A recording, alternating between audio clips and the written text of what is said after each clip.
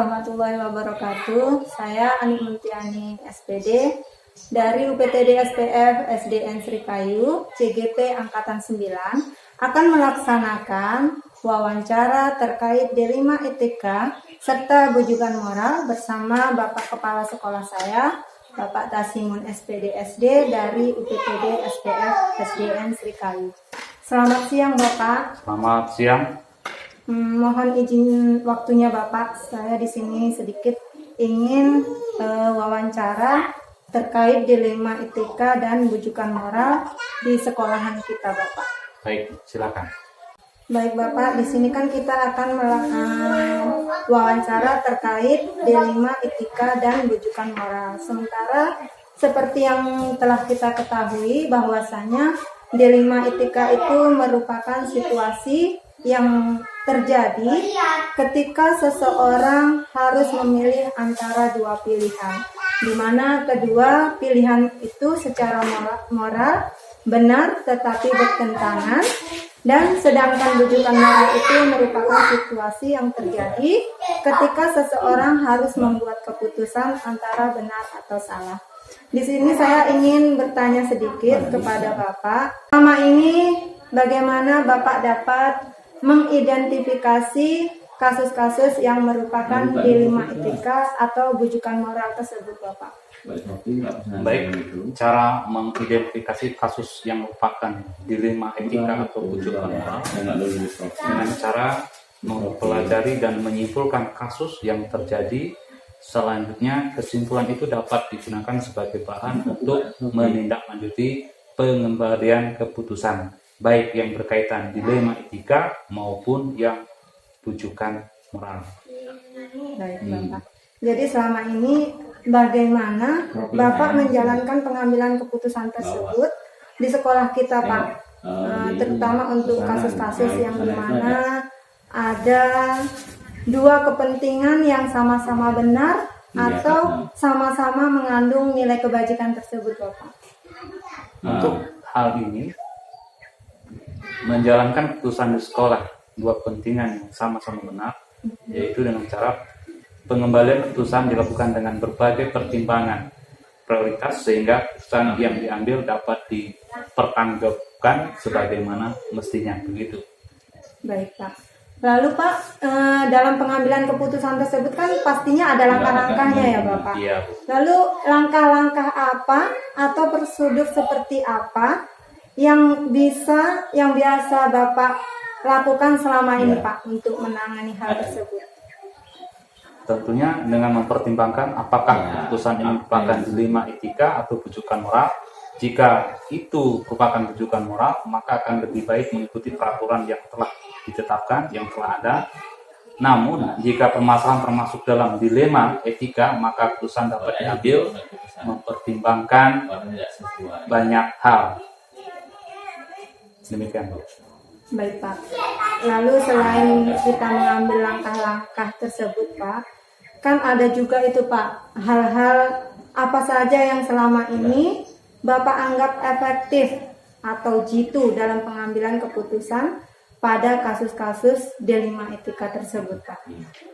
Baik, jadi hal-hal yang efektif dalam mengambil keputusan pada kasus-kasus dilema etika, hal-hal yang efektif dalam pengambilan keputusan adalah pengembalian keputusan dalam dilema etika selama ini dianggap efektif jika telah mempertimbangkan berbagai faktor dan fakta yang ada, maka serta memikirkan opsi tridilema untuk jalan tengahnya.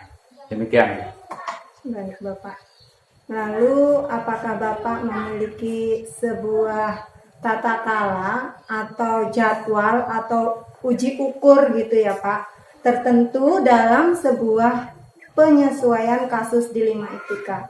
Dan apakah Bapak langsung menyelesaikannya di tempat atau memiliki sebuah jadwal tertentu Pak untuk menyelesaikan hal tersebut?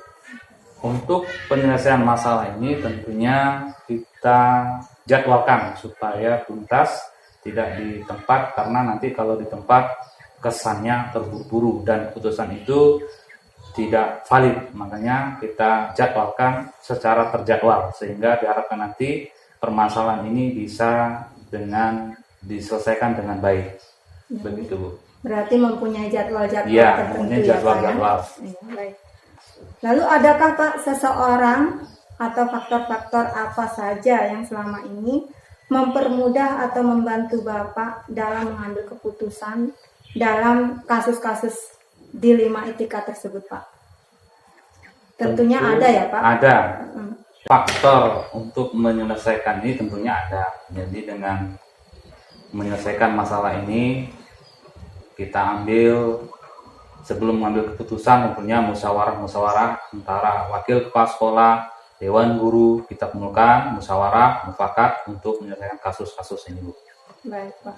Karena sering sekali terjadi khususnya kasus-kasus anak-anak kita ya, Bapak. Iya. Nah, dan kita dihadapkan dengan dilema etika, yaitu biasanya benar melawan benar, benar melawan salah, atau salah melawan benar ya, Bapak. Iya. Terakhir ini pertanyaan saya, Pak. Dalam semua hal yang telah disampaikan tadi, pembelajaran apa kira-kira yang dapat Bapak petik dari pengalaman Bapak selama mengambil keputusan terkait dilema etika ini, Bapak? Baik, banyak hal pelajaran yang dapat dipetik dari keputusan-keputusan yang diambil, tentunya menjadi tolak ukur kita dalam mengambil keputusan yang akan datang. Tentunya kalau sudah berpengalaman, kita dengan mudah mengambil satu keputusan. Ya tentunya tidak lupa melibatkan orang-orang seperti tokoh-tokoh masyarakat, tokoh-tokoh agama, kita undang, kita musyawarahkan bersama dewan guru, bersama kepala sekolah, bersama stakeholder yang ada. Mudah-mudahan dalam mengambil keputusan ini tidak merugikan semua pihak. Demikian, Bu. Jadi kesimpulannya adalah dilema etika itu artinya memilih antara kebaikan, kemudian bujukan moral yang memiliki arti menolak godaan untuk menipu, membohongi seseorang. Kemudian yang ketiga, dilema etika itu bertujuan untuk melindungi privasi atau melaporkan pelanggarannya. Kemudian bujukan moral itu untuk menghadapi diskriminasi di sekolah seperti bullying, kekerasan lain-lainnya. Kemudian dilema etika itu memilih antara kesetiaan dan kebersamaan. Jadi demikian yang bisa saya sampaikan. Baik, terima kasih Bapak atas waktu dan kesempatannya, juga penjelasannya terkait dilema etika ini. Mudah-mudahan apa yang sudah kita wawancarakan, kita bahas kali ini dapat bermanfaat tentunya untuk kita pribadi dan khususnya untuk seluruh murid kita di SDN kita ini. Baik. Terima kasih banyak Bapak. Terima kasih.